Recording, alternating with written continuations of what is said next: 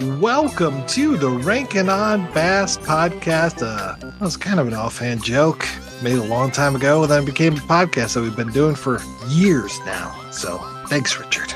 I'm your host, Mike White. Joining me is a man who does not believe in the designated hitter rule. That is Mr. Cristachio. Say hey! Say hey! Say hey! Also with us is a man who's out there just daring him to pick him off, just really leading on the second base. It's Mr. Richard Haddam. Oh, well, thank you so much. Or don't thank you, isn't it? On this podcast, we discuss the works of Arthur Rankin Jr. and Jules Bass, specifically their stop motion and animated work, though we've covered live action as well.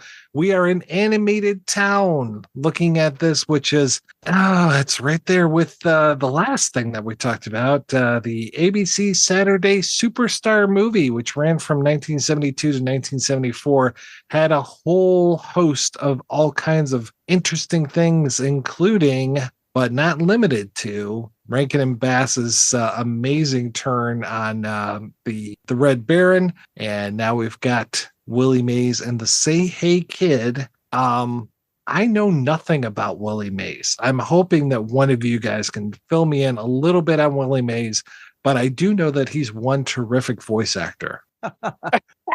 Maybe Chris knows something. I'm not a sports guy. I hope to God you're joking about the voice acting part. So here's the thing. I was talking to a friend of both of our shows today, and I mentioned to him that we were watching this, and I said, it's called Willie Mays and the Say Hey Kid. And he goes, what sort of fucking cognitive dissonance is that? Willie Mays was the Say Hey Kid. Right. So yeah. But just by the title alone, I have no idea what's going on here. All I know is Willie Mays is effectively almost as important, if not as important, an African-American athlete as Jackie Robinson. He just wasn't as vocal about it. That's what I picked up in the research that I did about Willie Mays. And he's a great baseball player. I mean, one of the greatest, voted second greatest of all time behind somebody named Baby Ruth. It's like candy bar or something. Somebody named Baby Ruth is what you just said. Right. Yeah. I think Chris was joshing with us. Yeah. I don't know anymore. I don't know anything. That's what Willie Mays and the Say Hey Kid will do to you. Well, I don't think it's very fair that he is ranked so high in this list, whatever list you're referring to, since it's obvious he's using magic. That's what it was. That's what the problem was. All along, Willie Mays was such a good athlete because he had a small, diminutive white dwarf helping him, who was an angel not played by Christopher Lloyd. There's a lot of angels in baseball. Right. There's no crying, but there are plenty of angels. And all the time, the angels are sometimes in the outfield and sometimes not. Yeah. And sometimes they're just flying around, and sometimes they dress up like reporters and give false news. Fake news, everybody. Fake news.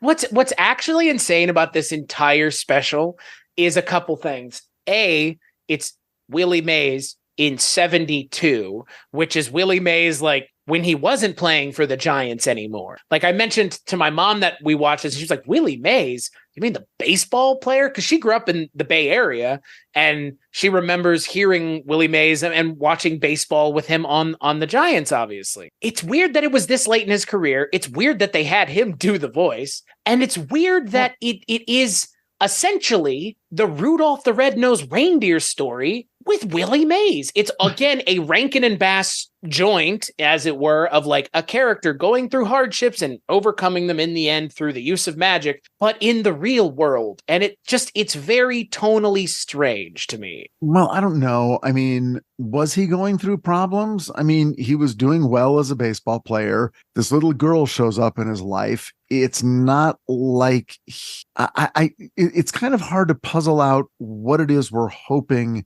happens for him. I assume we're hoping that the little girl stays with him because it sounds like her living situation wasn't great. And then that gets illustrated. But none of this seems to matter a lot. There doesn't seem to be a lot of stakes for Willie Mays. He was a really good baseball player before and will probably continue to be a very, very good baseball player, except now he needs magic to win the World Series, I guess. It is a little strange. Is it the World Series or just a pennant? No. Well, wait a second. No, it is the World Series. Yeah, it's the pennant and then the World Series. Oh, okay. It opens with that, like, I bet you're wondering how I got, and it opens with that, I bet you're wondering how I got here moment. Cause it like freeze frames on him jumping 30 feet into the air, which doesn't really faze anybody. And then it's like, I'm Willie Mays, and I bet you're wondering how I caught this 30-foot in the air ball. It's like, not really, but I guess here we go again. Like it has the same notes just played in a different key, but it doesn't work as well with a real person. No. I'm trying to figure, and there's no information in the Rankin and Bass book, but whenever a celebrity is doing something like this, I always think about, well, was there a bigger picture here? There was an agent involved? Was someone going, okay, we're at the point in Willie Mays' career where he is a household name, but he's no longer or isn't really going to longer be an athlete, because that's the career of an athlete ends and then it has to transmute into something else. You can't be a baseball player or a football player in your 50s and 60s. So what are you going to do? And you're famous. So are you going to host a game show, become a commentator, open a restaurant, become an actor? You're going to do something. So was this part of what that something was going to be? If this had been insanely successful, would it have spawned in the back of people's minds a continuing series where he would continue to voice himself the way other people were, at the time, the Jackson 5, the Osmonds, whoever the guest stars were on the Scooby-Doo shows, was that the hope here? And is that why he was doing it? And is that why they came up with the idea in the first place? This sounds like an agent called someone and said, hey, Willie wants to be in cartoons and he's willing, doing a voiceover isn't hard. You go into a studio, it's air conditioned, it's near his house. He doesn't have to travel, doesn't have to be, it's like, this is an easy gig that could be money for him and keep his name out there. Who wants to do it? And before you know it, Rankin and Bass.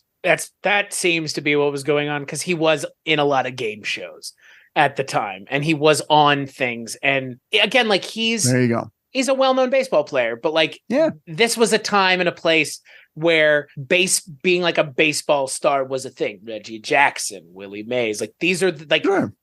I'm not saying that that's not the way it is now, but I feel like other sports have kind of usurped baseball, and we see that now in the way that the kind of the athletes are treated. But like this is like exactly what you said, Richard. It's like he's trying to broaden his appeal and his reach outside of just being an athlete with a capital A. It's like what Tom Brady is doing, 80 for Brady. Tom Brady will not be playing football in 10 years, but he'll still be alive probably for another 35 years, 40 years, who knows? So let's start monetizing the name Brady and let's get it out there in different contexts so that when he's done doing the thing that made him famous, he can continue being famous in a viable way. That's probably what was happening here. So just to circle back, this was one of the 4 ABC Saturday Superstar movies that they produced. These things premiered. They were on Saturday morning. The first one was Mad, Mad, Mad Monster Party, which we talked about, right? Yep. Which is funny because there were moments in here that reminded me of that.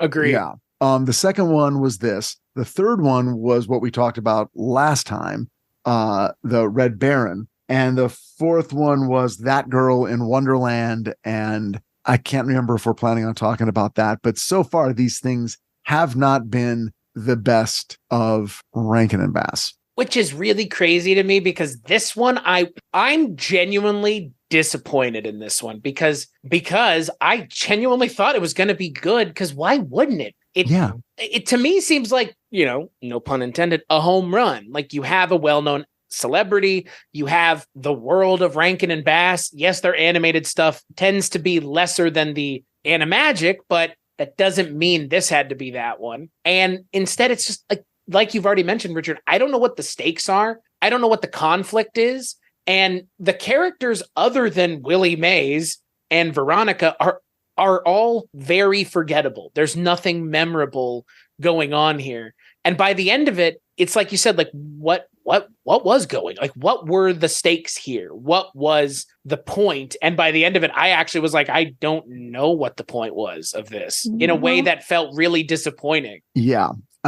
They were trying to say, oh my gosh, like there's a version of this story that is, okay, you're an athlete, you're a single adult man and you're an athlete. That takes up all of your time and you're working at the top of your game, literally. And that's where all of your attention goes. Suddenly you're saddled with a kid. Now you've got to balance work and domestic life. The game plan featuring Dwayne "The Rock" Johnson. That's literally that movie. Okay. He doesn't need to do that because he's going to get his aunt in here to just sleep through everything. Right. Oh. Yeah. So again, you're like, well, okay, so it's not a real problem. It's just, and it's not like, it doesn't start with him going, I'm just a guy who doesn't like kids. Right. And then by the end, he's like, you know what? You wormed your way into my heart, kid. I'm actually willing to sacrifice for you. He comes across fairly affable from the very beginning. He seems like a decent guy. He seems equally confused by the special. Right. Sort of like, what's happening to me right now? Did I drink something or get hit on the head? Why is all this happening? I was perfectly happy just playing baseball. It is his performance. The word I would use is meandering. He's like, hey, I'm Willie Mays. It's like, it's so unexciting what they're having him do that even, like you said, Richard, even he can't be bothered to really care, it would seem. Right. Yeah. And I think there's a little bit of the King and I syndrome here, where it's like, well, if we do this, though, we got to have a kid, we got to have an animal, we got to have magic, we got to have all the things that makes an animated kids show an animated kids show. So now we gotta wedge all this stuff in there. And then you're like, well, now that you've wedged all this stuff in here, is this about Willie Mays? Is this for a second, I thought it was going to be about almost like a biopic, almost like, Willie Mays, a kid with a dream who achieves it and becomes, a legend in baseball. But no, we're not doing that. We're going to bring on an iguana and some fucked out angel for some reason. And now we're going to go to South America where there's a revolution. Oh my God. Yeah. What the hell? In a tin mine. Was the character of the angel Casey not meant to be like a play on, what is it? Casey at bat? Is that not what that's supposed to be? That like the famous Casey? Yeah. Yeah. I thought he was from the Kansas City Royals myself. Oh, okay. I mean, oh yeah. No, yours makes so much more sense. Like Casey at bat. Like, I don't know. I mean, Casey, I don't know. Well, yeah. Casey at the bat. Casey at the bat, though. Yeah. And he was not a dwarf. He didn't have wings. Right. That's true. That needs to be on a shirt. He was not a dwarf. He didn't sound like Paul Frees. I mean, but a lot of people sounded like Paul Frees. Paul Frees does a lot of voices in this. Oh my God. I think he did every voice but Willie Mays and the kid. It sounded like he did every other voice. And the aunt or the aunt. Yes. But he did all of you mentioned the King and I, Richard. I did have a King and I moment towards the end of this where we meet the family. And I was like, wow, these characters are all varying degrees of problematic.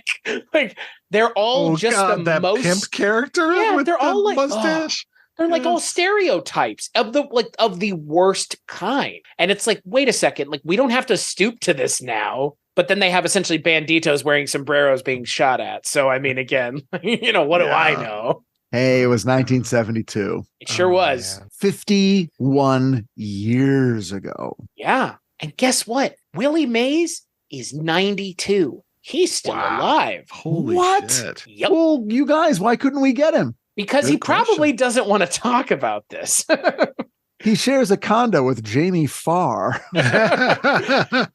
It's to me, the thing that I genuinely wonder is why this has never gotten any sort of anything. Because I mean, we found this through a third party on YouTube. Like this has no DVD release. This has never been mentioned by MLB as like a thing that they play at any point. Like nobody has done anything with this. Yeah, because it's terrible. I mean, is that why? Point.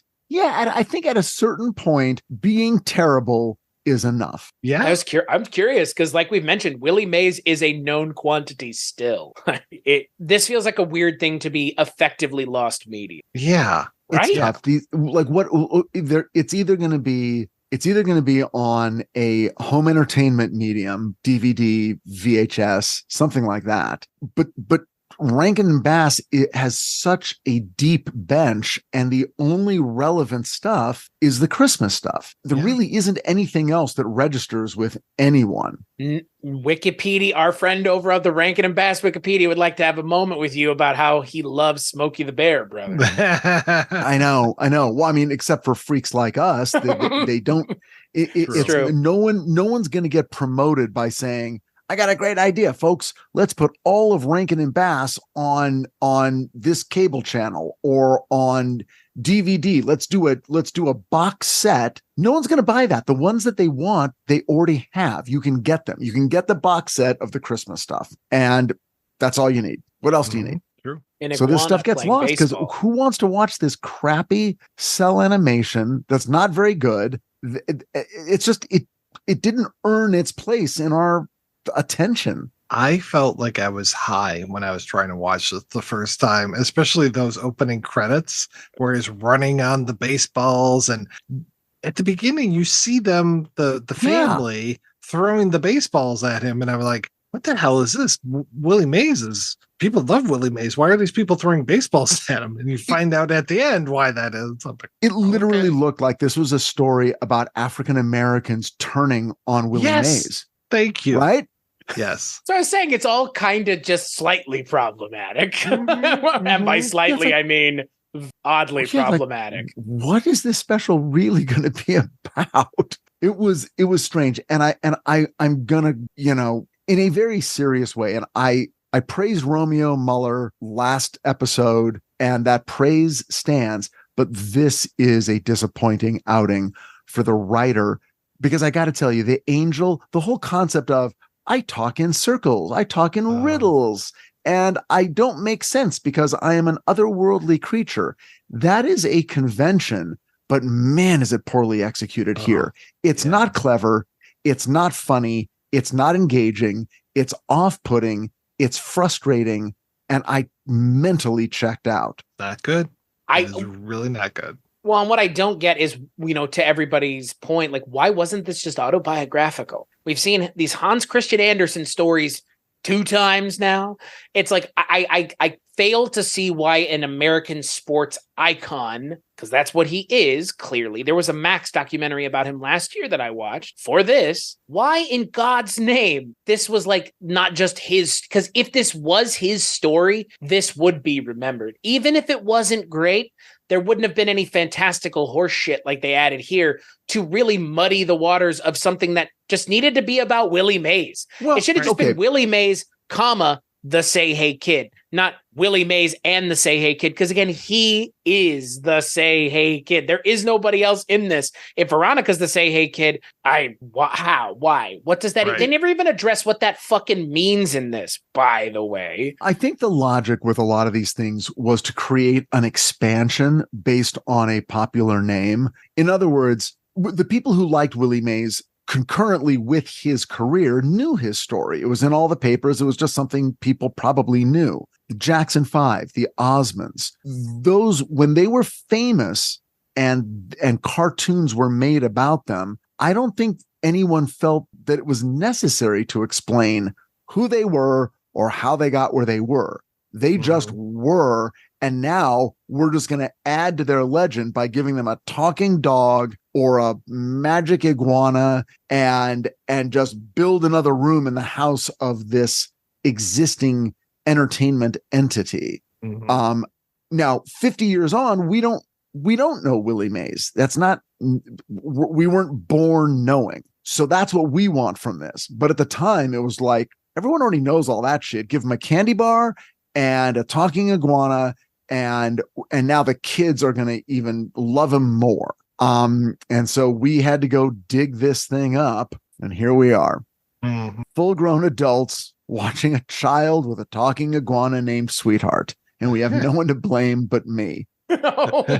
Thank God you take the blame. It's what's funny is though, like you mentioned it, Richard, like the idea that like they childed it up, right? They made it for kids. Again, I come back to the idea of who is the Say Hey Kid? Who is the Say Hey Kid in them? Because it's Willie Mays and the Say Hey Kid. And it's like, again, like I want to know, like, if everybody at the time knew who Willie Mays was and who the Say Hey Kid was, because it is Willie Mays, then who is the Say Hey Kid of this story? Is it Veronica? And what is her Veronica. story? But like, what does that mean? Like, I don't know what that means in the context of this story, because this story has effectively nothing to do with the title. It should have been called Willie Mays and some kid that showed up on his doorstep. Like, right. Well, it's like, again, it's just sort of like, well, what if it turned out the Say Hey Kid was an actual kid? You know, again, we don't need to double down on Willie Mays. Let's actually start subdividing him. And which is weird. I mean, I'm not arguing for it. I'm kind of just trying to figure it out. Mm-hmm. But, what's the logic here? Well, kids don't like baseball, so we got to put a kid in it. Well, maybe some kids do like baseball, but girls don't. Okay, put a girl kid in there. I mean, I feel like I sat in the meetings for this. Yeah. What are the iguanas going to watch? Well, put an iguana in there. The iguana really is egregious, especially because it doesn't even look like an iguana. And then it stands on two legs. Oh, man. Don't see iguanas like eating everything. It's not like a goat, you know? Yeah. That's not part of what an iguana does. Why are they maligning iguanas? Yeah. I think my favorite character is the Jackie Gleason taxi cab driver. Oh, God. How did I get here? What in the hell? Willie Mays? What is fucking going on? Yeah. It's such a bizarre mix of all the things that, like you said, Richard, like we expect from Rankin on Bass. Here on Rankin on Bass, it's what we expect from Rankin and Bass is insanity of a childlike degree. But here it's just like insanity to no specific point.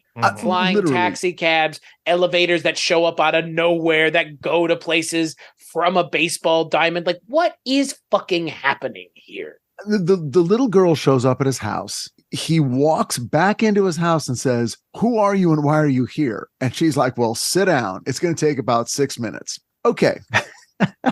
And then starts telling a story about how her mother died giving birth practically. And then her father decided to just leave and go be a gold miner in South America. Right. And I'm like, well, this is an oddly specific and yet weirdly detailed story to explain all the shit in her life. Right. And then we go back to it. Then it's like, oh, guess what? Your father's been killed. Is that okay with you? And she's like, yeah, basically. I never knew him. Right. And he's like, oh, and you also weirdly inherited $20 million. How do you feel about that? Don't really care. I'm just happy to be here. And then, of course, her horrible relatives come out of the woodwork and try to claim her. So that's the threat now. And I get it, but boy, was that sweaty. A lot of stuff had to happen. And then there's another, then we don't know it's the angel doing it, but then it's like, oh no, there's been a revolution. And actually, there is no $20 million. In fact, you owe us money. Right. And it's like, oh God, okay, really? Wow, we're spending a lot of time watching revolutions in South America for a Willie Mays story. That's what I was expecting when we watched this. I was like, Willie Mays, baseball, rife and strife in Central America, Manuel Noriega. That was the expectation. It was fully fulfilled. It's right. What you do. Yeah. And to your point, Richard, it's like, if you're going to go through all these hoops, at least make it like entertaining. Don't just say it and then just like, there's nothing like, it doesn't matter where any of this stuff that happens outside of the story with Willie Mays is or any of it, because they literally mention it 2 times and it's supposed to be so important both times. And it's like, I forgot because It's 45 minutes of just, I don't know, just treading water. Yeah. A conflict comes up and it's like, oh no, I'm supposed to go bat in a moment. And yet I'm needed back at home because a lizard is going to fall off the roof. So then an angel who can do anything solves the problem. So we're like, well, I guess the angel's just going to put you there and then you're going to catch the lizard. He's going to bring you back in time to bat and there will be no repercussions, no ripples, no acknowledgement, and no consequences of any sort. And of course, that's exactly what happened. So it's like, well, then it really doesn't matter that there was a thing. He didn't have to do anything to solve it. Yeah, exactly. Hey, you know what? Barney Rubble fell on hard times, okay? That's all I could see when I looked at the angel was Barney Rubble with really big ears. Oh, boy. Because he has that like blonde hair sticking out of his cap, and it's like the same hue that Barney Rubble's hair is. It's like that like yellowish hue. Yeah, I mean, we haven't mentioned it, but the designs of some of these characters is, to say uninspired might be generous. I'm trying to remember. It might have been the Mad Comedians where they had a lot of shots of the audience. I think that was the one. And there was one where we were looking at it and like, Dean Martin and Jerry Lewis are in the audience. If you look at these things, there were a couple shots of the baseball audience. There was one in particular where the camera's moving from left to right. And I was looking at these faces because they were almost too well drawn. And I was like, am I supposed to recognize these people? I didn't recognize anybody, but it felt like I was supposed to recognize some of these people in some of the crowd shots. And yet, if you look at Willie Mays and the cartoon version of him, it looks nothing. No. And that's the crazy part, because those are like, I did the same thing in those audience shots. I was like, is that supposed to be like and no, like you said, there isn't any, but like compare that to the character we see the entire time. And he looks really bad in a really bad way too. And I didn't know that because I don't have any memory or knowledge of what Willie Mays looks like in real life. But if they were not making an effort to make it look like him, then that's really offensive and insane, because he's clearly a celebrity. People know what he looks like. So what are you saying? Well, we'll just make him an African-American and close enough, right? Kind of what it feels like, which is not great. Right. Did you guys notice on the soundtrack, there was like just a little laugh track going on? Yeah, there was also that repeating song that we had over and over. Dun, dun, dun, dun, dun, dun, dun, dun, dun, dun, dun, dun, dun, dun. I mean, that'll be playing in my head 5 minutes after I die. I actually think, to bring it back to what we were talking about with the design of the characters, Rankin and Bass, and I don't want to be that guy here, but I will mention it because I think we mentioned it 2 episodes ago. Rankin and Bass doesn't always have the best track record with diverse representation in their products.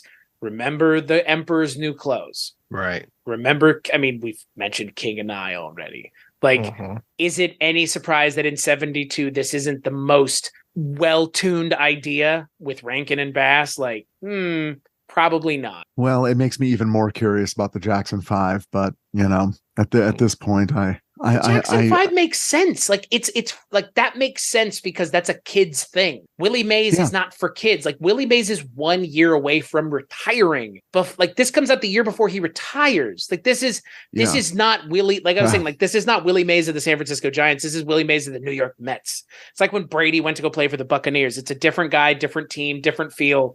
And it's like the relevancy that they were trying to keep here with Willie Mays is apparent, but wrong way to go about doing it. Real wrong way to go about doing it. No, but you're correct. The Jackson 5 and Donny Osmond and the Osmonds were those were teeny boppers. Those weren't even like teenagers. That was music that definitely had a big listenership in the preteen, kids who were 10, kids who were 8.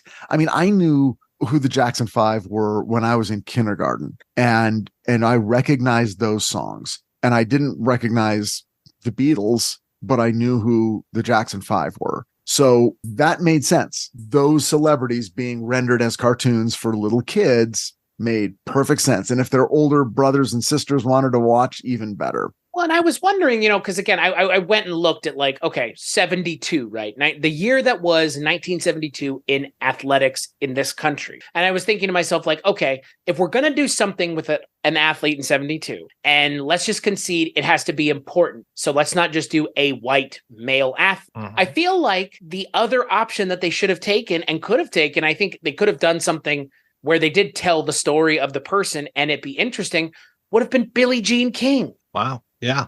Right. And wait, that Listen, to me, you woke feminazi. Sorry. Yeah. I mean, or you could do Mark Spitz. I mean, also 72, but like to me, it's like Billie Jean King would have made perfect sense for some of this, and to highlight a sport that maybe isn't as popular. Because, like, again, baseball's just as fucking popular as everything else. Like, maybe it's not as popular as everything else, but like plenty of people still watch baseball. Plenty of people love baseball. Plenty of people get animated about baseball teams and all kinds of stuff. But like tennis, not necessarily. And Billie Jean King, one of the great tennis athletes. Well, you brought up a point earlier, and I'm thinking of it right now. Okay, so there was a point in the late 70s where Reggie Jackson was so famous as a baseball player, and I'm not a fan, but he was so famous he had a candy bar. Yeah. Now, who's the most famous baseball player right now? Right now? Roberto Clemente. Right now, who's a baseball celebrity? Roberto Clemente died in 72. I know. I'm just kidding. Right now, Mike Trout, Shohei Ohtani, those they play for a team that's near you, dude. He plays for the Angels. Shohei Ohtani is a pitcher and a batter. Like he's a dual position player. Mike Trout is a really like good like hitter. Also like Bryce Harper. Like they're all like, how long have these people been big? 10 years. Are they going on Jimmy Kimmel? That I don't know. And that's I was wondering that same thing. Like it doesn't like baseball athletes don't go on those shows. It seems like it's like football players and basketball players. It's like not even hockey players either. Right. Well, it's like right now we're going through this period where other sports have more, like basketball clearly has celebrities and has for a long time though. I mean, Dennis Rodman, Kareem Abdul-Jabbar. I mean, now we're going back decades, 50 years, but it is weird. There have been other eras when baseball has had stars that transcended the sport. So people who didn't watch baseball or care about it knew who Reggie Jackson was. Okay, we know who Steve Garvey or something. It's Ken like Griffey Jr. I've heard the name, and they go on interview shows and they're a celebrity. And now I don't know who those people are for baseball. And you might actually, there's a thing you might chalk it up to. I don't know how tuned in you guys were in the late 90s, but Mark McGwire and the Sammy Sosa race for the home run. But then it turned out they were both just like fucking using roids the whole time. Like, I think that really hurt this kind of stuff where it's like the visibility of those athletes kind of became lesser. And then, I mean, we had Jordan in the 90s, which made basketball like the fucking sport of sports. I was thinking to myself, like, where was Rankin and Bass's Michael Jordan animated thing in the 90s? Like that, again, like if this had worked, that would have been a thing that they would have done. Like that's the crazy thing here to me. It's like, this is a real big missed opportunity for Rankin and Bass. I mean, the way that this is animated, the way that the story is laid out, it almost feels like this was, what was it, TV Funhouse on SNL? Yeah. I mean, it feels like this was a rejected TV Funhouse thing where it's like, we're going to take this athlete and pair him up with an orphan and an iguana and all those things that you laid out before, Richard, all the focus meetings. It's like, here's all the stuff that we need. I mean, it's when you look at it from afar, it's absolutely ridiculous, and when you look at it up close, it's just kind of sad. And I've got to wonder if the people who made the Mike Tyson Mysteries animated show saw this and were like, this is some dumb shit. Let's just make something that's intentionally ridiculous. Yeah, exactly. Like Mike Tyson sort of became like Dennis Rodman, but in a weird way, he sort of became a person who could make fun of his image. The Hangover, that's where it started. Right? He had an image to make fun of, and so he was in the Hangover, and then they did the cartoon, and that made him cool. I keep looking at it like, well, as creative people, if we're looking at Rankin and Bass as artists, what was motivating them at various points in their career? And it's hard to find the moments that feel like it was just them going, we're the biggest guys in the business. What's our passion project? What's in our hearts? What do we want to put out in the world? It feels like at a certain point they did those live action movies like the Bermuda Depths and that kind of thing. And that feels like they wanted to do it because one of them lived in Bermuda. Yeah. And they could do it and stay at home, and it was a tax write-off or something. Do it for Arthur, baby. You remember that nonsense? Do it for Arthur. Like I don't know. There was so much artistry in the Animagic projects that it really did feel like something new and that they had a voice and something they wanted to say and do. But so much of their product, absent of any biographical information, because I don't have it. And the book is a celebration of their art, and it's an encyclopedia. It's not really talking about their lives. I don't know what they cared about. And beyond Rudolph the Red-Nosed Reindeer, I don't know what they hung their hats on. Right. And I certainly don't know where they used their clout in any other way than to just get more money fast. And if I'm wrong, I would love to know that information because I'm fascinated. I can't figure it out. From the outside, as cynical as I can be, I cannot figure it out in any other way. Well, and you bring up an interesting point. I mean, if you go and look at the ABC Saturday Superstar special movies or whatever the hell this was part of, all of those other things are made by Paramount and Hanna-Barbera and Filmation and, you know, other houses that either have these properties that they're licensing to people to turn into cartoons or they're turning into cartoons themselves. And Rankin and Bass should not be the weakest seeming link because no, I haven't seen all of them, but they don't sound as bizarre of an idea as the Rankin and Bass one. Because again, Mad Monsters, we know the quality of that. The Red Baron, really know the quality of that. That's like the thing that was one of the weirdest Rankin and Bass things I think I've watched. And then this, it's just like, and now we know what the quality of this is. And it's like, wow, yeah. If you're watching this as a kid and you're seeing all these have to stand out as just like, wow, not good. Yeah, it's like they never stepped forward. Like, I don't think this got made.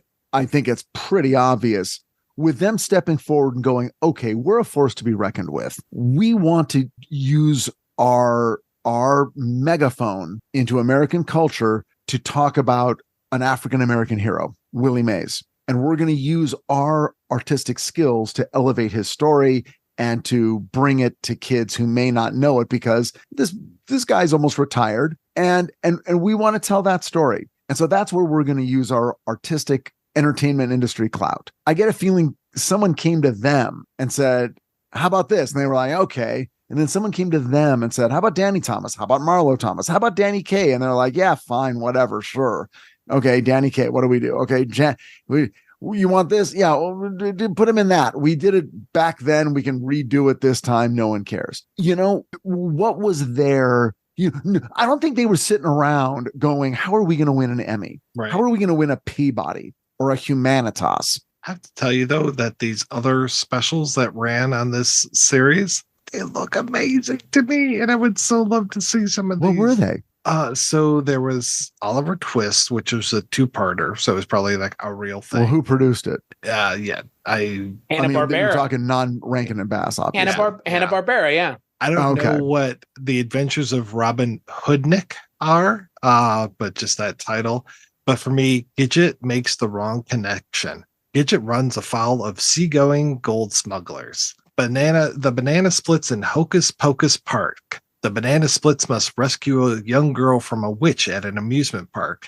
They had one called Tabitha and Adam and the Clown Family. And you know who Tabitha and Adam are. Their mother is Samantha Stevens and their father is Darren Stevens. So I don't know, again, if this is live action or animated, but either way, I'm in. Lovecast USA is a mini anthology loosely based on Love American Style. So what is going on? What is this? It's just like, well, I don't know. This thing already exists. Let's just do an animated version for kids and it'll suck, but maybe the kids will watch. Yeah. Popeye meets the man who hated laughter. Yes, please. Or the Brady Kids on Mysterious Island. That was the very first episode. The Brady Kids, again, at least that makes sense. I mean, even just from a marketing standpoint, it's like children watch the Brady Bunch. They will watch the animated Brady Bunch. I mean, when we were watching this had the opening of the Saturday Superstar movies opening, and everything else looked really interesting. Other than when I saw the Red Baron and I had PTSD, right? And then, right. But they showed Lassie, and I was like, Lassie makes perfect sense for kids. Like an animated Lassie cartoon, fucking A. Like, and that was the thing. I mean, Lassie's Rescue Rangers is ends up being the show that comes after that. So like Right. this was also an opportunity to like, jump off and make this into something else, which is, who knows if they were like, well, we're going to get this Willie Mays cartoon up and running, folks. Like, no.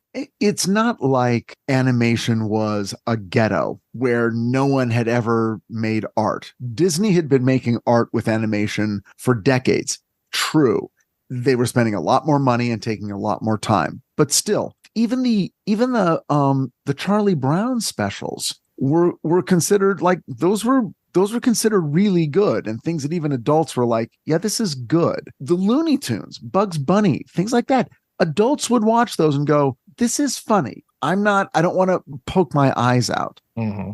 It's not like it wasn't done. It's not like it couldn't be done. It's just that for whatever reason, they weren't doing it. So what's next week? But Daffy Duck and Porky Pig Meet the Groovy Ghoulies does sound pretty good, to be fair. Okay. I want to see what else is available out there. The Gidget one is really getting me. So, but we will be back. Yeah. But next month, we are going to be talking about That Girl in Wonderland. So another Rankin and Bass, one of these Saturday night movies. So, and we get to talk all about Marlo Thomas. So I know you're going to be excited about that one, Richard. Oh, just like Jamie Farr, she makes my Lebanese heart beat a little faster. So until then, Chris, what are you working on these days? Working on a lot of stuff. You can find all of it over at weirdingwaymedia.com, including but not limited to Bollywood Cinema Club, The Culture Cast, Kolchak Tapes, Midnight Viewing, all those things I work on and or host. You can find them all at weirdingwaymedia.com. And Richard, you tell me all about all the scripts that you're currently working on these days. Can you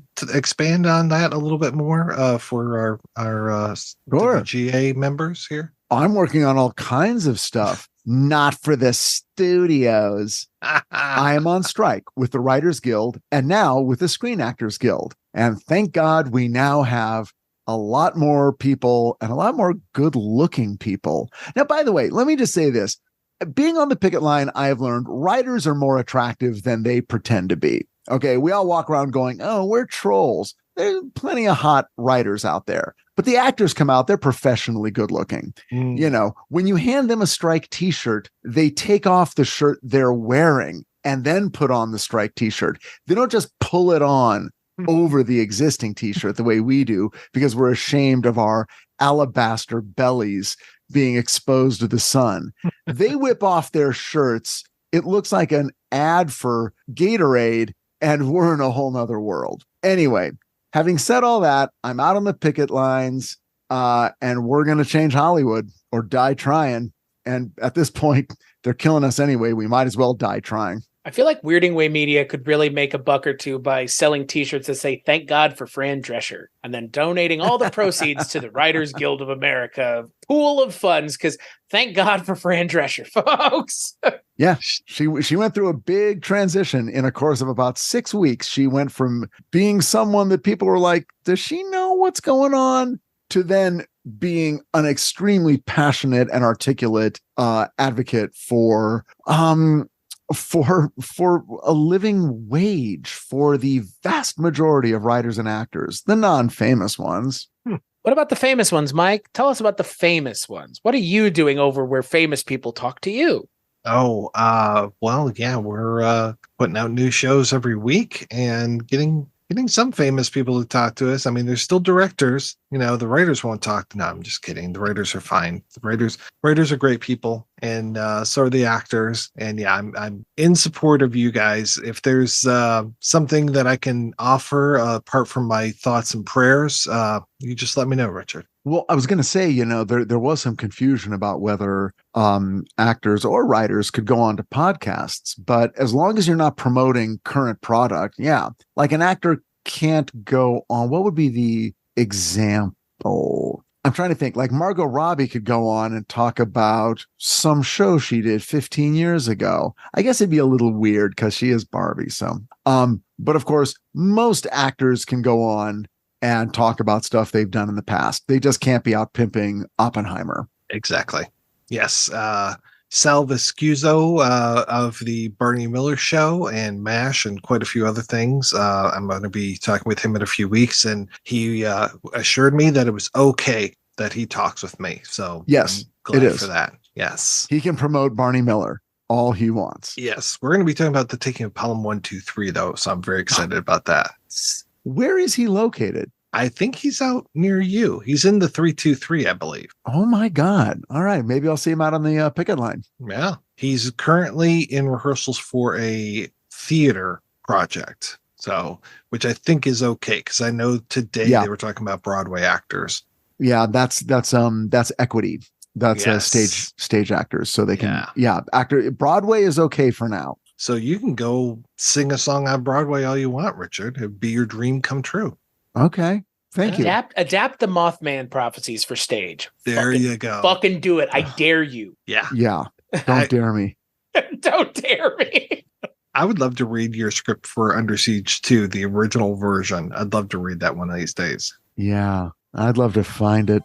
I probably have it somewhere. Anyway, yep, one day. Well, thanks everybody for tuning in. I want to thank Abby Stabby for our artwork, as well as the Great Octopus for our theme music. Be sure to subscribe to us on your favorite podcast platform. Hopefully you already have. We will be back next month with a look at Rankin and Bass's 1973 animated special, That Girl in Wonderland. Until then, be sure to rate and review the podcast wherever you get it. Tell your friends, tell your family, and please stay weird.